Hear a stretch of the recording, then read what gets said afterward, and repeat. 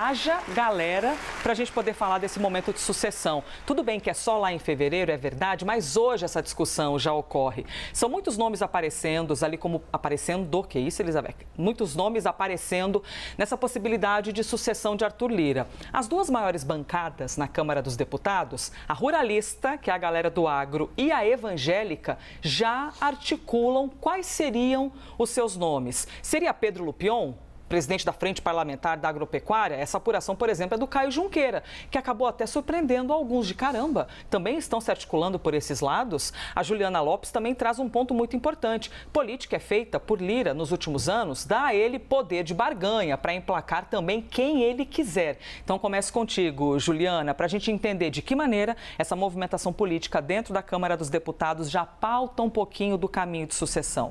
Essa discussão sobre quem vai suceder, então, Arthur Lira, ela começou há bastante tempo, já tem gente aí se colocando como candidato a essa vaga. A gente lembra que lá no Senado Federal já está quase que tem um preferido, né? Vamos colocar assim, que é o senador Davi Alcolumbre. Mas na Câmara dos Deputados tem gente se colocando nesse local. E muitos parlamentares contam pra gente que essa movimentação já começou ali com aqueles acordos para quem ia ocupar as cadeiras na mesa diretora, que tem a ver também com o tamanho das bancadas, mas mais do que isso, nas comissões, né? A gente lembra, inclusive, que nos últimos meses houve uma grande discussão para entender quem ia presidir as principais comissões ali no Congresso Nacional. E, segundo os parlamentares, esses acordos foram discutidos com Arthur Lira, já pensando em quem ele gostaria de conquistar apoio para ser o seu sucessor. Nesse momento, seria um parlamentar mais próximo a Arthur Lira, Elmar Nascimento,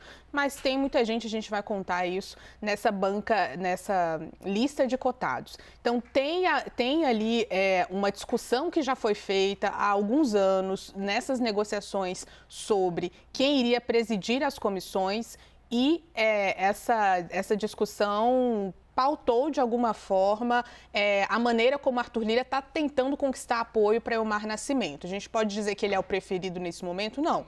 A cada momento, inclusive, esse jogo vai ganhando figuras com mais destaque. Mas a dele seria Elmar Nascimento. É incrível a importância do trabalho da imprensa, né? Porque alguém pode olhar e pensar assim, puxa vida, mas que ansiosos, gente. Vai tomar um chazinho de maracujá para ver se acalma o negócio é só fevereiro, tem eleição municipal? Tem eleição municipal, é só em fevereiro. Só que o tempo, o ritmo da discussão, né, Pedro Venceslau, dentro da Câmara dos Deputados é diferente do nosso ritmo da nossa vida. A galera já vai desde já se articulando. Até vou pedir aqui a gentileza a Débora Bergamasco. Posso passar na sua frente, Débora, e trazer Pedro Venceslau para a conversa? Claro, meu amigo querido, tem toda a prioridade. Olha, toda a política. Então, quer dizer, se Débora Bergamasco fosse a presidente da Câmara dos Deputados, conseguiu Pedro, tu já estavas... Eu ia ser secretário da mesa. O Pedro ia ser o secretário da mesa. É assim que as coisas acontecem. A diferença é que aqui é mais que amigos, friends, real, né? Na política, o negócio às vezes é meio bagunçado. E aí, Pedro Venceslau, sua primeira vez com a gente aqui no Live CNN, seja muito bem-vindo. Lula vai jogar de que maneira? Deve apoiar que tipo de nome? Quem Arthur Lira puser na mesa vai também pautar um pouco do posicionamento do governo federal? Existe uma conversa intensa já do Arthur Lira com o presidente Lula sobre o futuro do presidente da Câmara, porque o Lira não quer sair da presidência para ir para o baixo clero, ser mais um deputado depois de ter presidido a Câmara. Então existe uma negociação, e quem revelou isso foi o Gustavo Uribe e a Tainá, no programa Bastidores, para que ele eventualmente ocupe até um cargo de ministro do governo Lula. Discussão ainda muito embrionária. O presidente Lula sabe que não tem força política para emplacar um presidente da Câmara do campo da esquerda, do PT ou completamente alinhado com o Palácio do Planalto. Ele sabe que ele precisa dar o aval para o candidato de Lira, que seria imbatível se tiver o apoio da base governista e o apoio do presidente da Câmara. Só que o Lula, segundo os interlocutores do presidente, tem feito um porém que é até meio óbvio. Esse candidato a presidente da Câmara, que foi escolhido pelo Lira, que naturalmente seria o favorito, não pode ser um bolsonarista radical. Não pode ser alguém que vai criar problemas para o presidente, que vai ficar atacando o Palácio do Planalto e que, eventualmente, possa dar andamento até a um processo de impeachment. Pois é. Existem traumas, muitos traumas no Partido dos Trabalhadores em relação a esse tipo de relação, presidência da Câmara e presidência da República. Eduardo Cunha foi eleito presidente da Câmara, naquele momento, no primeiro momento alinhado da presidente Dilma Rousseff, depois eles romperam, deu no que deu, a presidente perdeu o mandato. Teve lá também o caso de Severino Cavalcante, temos alguns casos emblemáticos de presidentes da Câmara que não colaboraram muito com o presidente da República. Então, nesse caso, o presidente Lula tem essa condicionante. Esse movimento que está sendo feito pela Frente Parlamentar do Agronegócio, que é uma das maiores da Câmara, é fato, é um movimento para pressionar o Arthur Lira a indicar um nome que seja mais, que tenha uma coordenação maior com esse grupo, que também junta ali, eles formam uma tríade que é Bala, Bíblia e Boi. Então, são as 3 grandes bancadas do Congresso Nacional, 3 bancadas mais conservadoras. Resta saber se o Pedro Lupion vai ser um nome que vai ser mais próximo, se vai atenuar um pouco o discurso dele em relação ao presidente Lula, se vai fazer esse movimento de aproximação com o Palácio do Planalto, ou se ele vai seguir sendo um nome mais de oposição, mais alinhado ao bolsonarismo. Essa decisão e os próximos gestos do deputado Pedro Lupion serão muito importantes para que se bata o martelo em relação a essa sucessão na Câmara dos Deputados. Ô, Débora Bergamasco, olha, tá parecendo aqui quando a gente fala de sucessão ou de criação de ministérios, quais serão os nomes? Porque geralmente as listas são grandes, né? A gente não... deve ser... É muito difícil quando a gente vê esse momento de sucessão para algo, já ter tantos meses antes o nome batido, até porque muita coisa pode acontecer. E é isso que tem havido. São muitos nomes. Aí aparecem, por exemplo, o nome de Elmar Nascimento, que é um cara ali que já é mais um candidato de Lira, né, que já tem se articulado, ele também tem andado muito por locais do tipo festa de aniversário do Zé Dirceu. Então, assim, é um cara que está ambientado ali nesse lugar. Aí aparece o Marcos Pereira, que é do PR, mais ligado à igreja, né? Também um outro tipo de representante. O Isnaldo Bulhões também é um nome que fica figurando ali. Gente, eu estou falando vários nomes, todos deputados, tá? Para quem eventualmente não tenha muita intimidade com esse ambiente da Câmara dos Deputados, para quem nos assiste, né? Não para os nossos, claro, nossos analistas. É do MDB de Alagoas, mas não é da base de Lira, mas se dá muito bem com muita gente. Aí agora, Débora, aparece o nome de Lupion nessa apuração do Caio Junqueira. E aí, de que forma essa troca mexe com a relação do Congresso com o governo? A gente pode se surpreender daqui para frente? Sempre pode, né? Bom dia, Bom dia. Elisa, Ju, Pedro e todos que nos acompanham. Sempre pode, porque como ainda está distante, muita água para rolar embaixo dessa ponte ainda.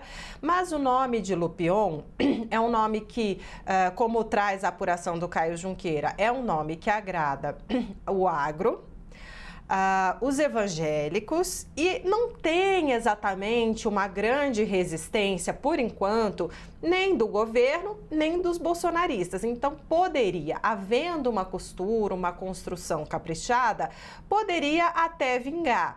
Mas eu já encontrei com o Lupion, o deputado Lupion, nos corredores do Salão Verde da Câmara dos Deputados e perguntei para ele, né, essa possibilidade, olha, seu nome está aparecendo para ser presidente, candidato à presidência da Câmara e tudo mais, e ele, pelo amor de Deus, não fala isso, me deixa fora dessa, tá cedo ainda, então assim... ele acha isso, então, desculpe, hein? Desculpa existir. Olha só, Elisa, a gente está fazendo exatamente tudo que ele não quer. Desculpa existir. Mas é para isso que serve a imprensa, né? O contrário disso é a assessoria de imprensa. Então, mas é o seguinte, claro, a gente tem que noticiar, porque está sendo discutido, essa costura vem sendo realizada ao longo das últimas semanas, mas a gente até entende essa postura, né? Até em tom de brincadeira, mas por quê? Porque quem for para a rua agora pode começar a chover, pode ficar no sereno por muito tempo. E isso gera uma espécie de desgaste, né? A pessoa já, a partir do momento em que ela se coloca, dependendo da estratégia, ela pode se desgastar, pode ser fogo, alvo de fogo amigo, de fogo inimigo. Aí começam a aparecer as capivaras, aí as outras pessoas começam a articular para diminuir, para enfraquecer esse nome. Então, é claro claro, tem que ser um movimento de costura que chegue já para Arthur Lira com uma certa consolidação. Olha, ok, o meu nome traz por trás de mim o apoio de quem? De quantos parlamentares? E não é só essa conversa. A conversa é, se eu for o candidato, qual vai ser a minha postura em relação, como presidente da Câmara, em relação à oposição, em relação ao governo, em relação à deferência e como vai ser a relação com o próprio Arthur Lira.